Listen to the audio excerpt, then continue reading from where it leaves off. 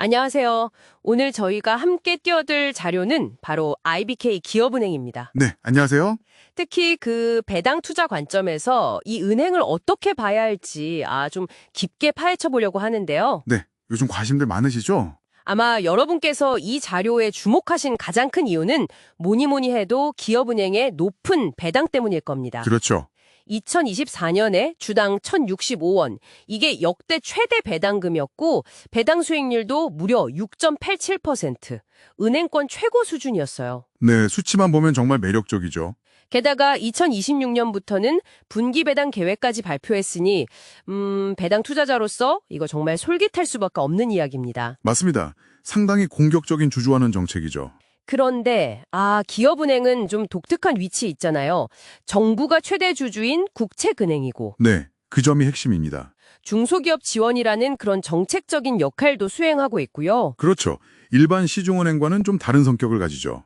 그래서 이번 딥다이브의 미션은 바로 이 지점들, 그러니까 이 높은 배당 매력 뒤에 숨어있는 어떤 기회 요인, 또 반대로 위험 요인은 뭔지 명확히 짚어서 여러분의 판단을 돕는 데 있습니다. 네, 좋은 접근입니다. 자, 그럼 바로 시작해볼까요? 네, 여기서 정말 흥미로운 지점은 이 높은 배당의 배경인데요. 이게 단순히 실적이 좋아서만은 아니라는 겁니다. 그런가요? 네, 최대 주주인 기획재정부의 세수 확보 필요성 같은 정부의 입김이 작용하고 있다는 분석이 많고요. 정부의 필요? 그렇죠. 그리고 최근 정부가 주도하는 기업 밸류업 프로그램이 있지 않습니까? 이것과도 맞물려서 주주환원을 강화하려는 움직임으로 볼 수 있거든요. 정책적인 드라이브가 있다. 네, 이게 어떻게 보면 배당이 예측 가능성을 높이는 면도 있겠지만 다른 한편으로는 좀 정책 의존적인 성격이 강하다는 걸 염두에 두셔야 합니다. 그렇군요. 물론 기본적인 체력도 중요합니다. 기업은행이 중소기업 대출 시장에서 차지하는 위치가 워낙 독보적이잖아요. 네, 점유율이 24%가 넘죠? 거의 압도적이던데요. 맞습니다. 24.18%, 이 안정적인 이익 기반이 있기 때문에 현재의 이런 높은 배당이 가능한 원동력이 되는 거죠. 하지만 그 안정성이라는 부분에서 최근 좀 우려되는 신호도 보이는 것 같아요. 자료를 보니까요. 어떤 점 말씀이시죠?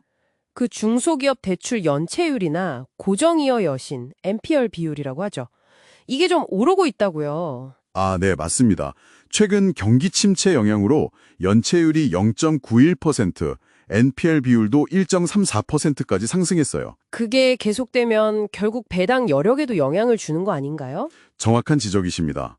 자산 건전성이 악화되는 건 배당의 지속 가능성에 직접적인 위협 요인이 될 수밖에 없죠. 그리고 또 하나 반드시 짚고 넘어가야 할 문제가 바로 자본 적정성입니다. 자본 적정성이요? 네, 특히 보통주 자본 비율, CET-P1 비율이라고 하는데요.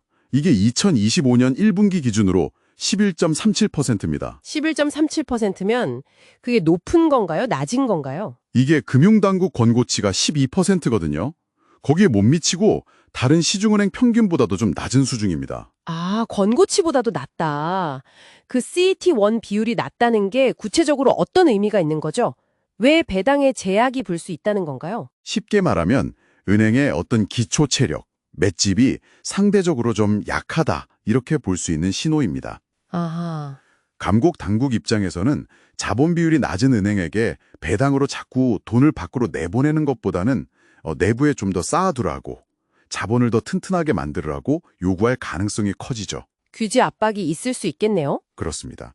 기업은행이 배당 성향 40%까지 높이겠다고 목표를 제시했지만 이 낮은 CET1 비율 때문에 그 목표 달성이 마냥 순탄하지만은 않을 수 있다. 이런 분석이 나오는 겁니다. 자본 건전성 강화랑 주주 환원 확대, 이 두 가지 사이에서 좀 균형을 잡아야 하는 과제가 있군요. 네, 바로 그 점입니다. 딜레마죠.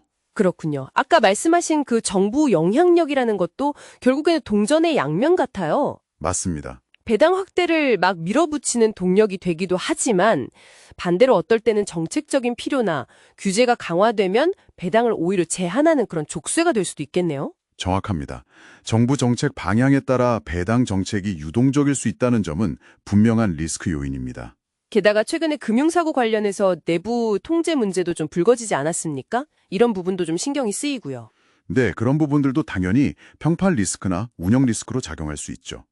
미래 먹거리로 디지털 전환, 예를 들면 BAS 시스템 구축 같은 거나. 네, 해외 사업 확장도 있죠. 베트남이나 폴란드 진출 얘기도 있던데요. 네, 맞습니다. 그런 것들을 추진 중이긴 한데 이게 당장 가시적인 성과를 내기는 좀 어렵다는 평가가 많습니다. 단기적으로는 역시 기존 사업의 건전성 관리가 더 중요해 보이고요. 자, 그럼 이제 실슬 정리를 좀 해봐야 할 것 같습니다. 네, 기업은행 분명히 정부 지원이라는 든든한 배경이 있고 또 독보적인 중기대출 시장 지위를 바탕으로 한 높은 배당 수익률, 매력적입니다. 네, 그렇죠. 분기 배당 도입 계획도 긍정적인 시그널이고요. 하지만 동시에 지금 말씀 나눈 것처럼 상승하는 연체율, NPL 비율로 대표되는 어떤 자산 건전성 문제, 네, 우려되는 부분이죠. 그리고 금융당국 권고치도 밑도는 낮은 CET1 비율 이것도 있고요. 네, 자본 적정성 문제. 마지막으로 정부 정책 방향에 따라서 언제든 좀 달라질 수 있는 배당 정책의 불확실성, 이런 리스크 요인들도 분명히 가지고 있습니다. 그렇죠. 매력과 위험이 공존하는 상황이라고 할 수 있겠습니다. 안정성과 리스크가 같이 있는 거죠. 결국 이 정보들을 다 종합해서 기업은행에 대한 배당 투자가 여러분 각자의 투자 목표, 그리고 또 감내할 수 있는 위험 시준, 여기에 부합하는지를 신중하게 판단하시는 게 핵심이겠습니다. 네, 맞습니다. 여기서 마지막으로 여러분께 한 가지 질문을 좀 던져드리고 싶습니다. 아, 질문이요? 네, 기업은행이 가진 이 국책은행이라는 특별한 지위 있잖아요. 이게 장기적으로 봤을 때 과연 꾸준한 배당을 원하는 투자자에게 정말 든든한 방패막이가 되어줄 것인가? 아니면 예상치 못한 순간에 어떤 발목을 잡는 재앙 요인으로 작용하게 될 것인가? 이 질문을 한번 곱씹어 보시면 앞으로 투자 판단을 내리시는데 좀 도움이 되지 않을까 생각합니다.